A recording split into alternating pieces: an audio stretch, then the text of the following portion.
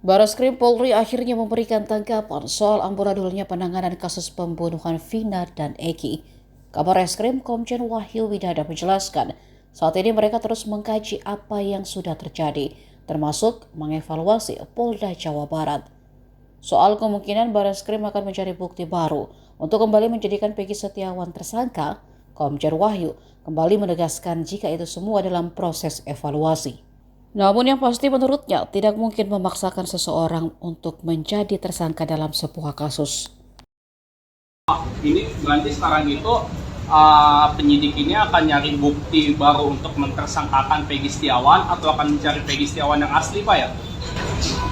Tentu semua dalam proses evaluasi, kita tidak bisa dengan memaksakan seorang untuk menjadi tersangka dan itu semua menjadi tersangka sesuai dengan alat bukti. Download Tribun X sekarang, menghadirkan lokal menjadi Indonesia.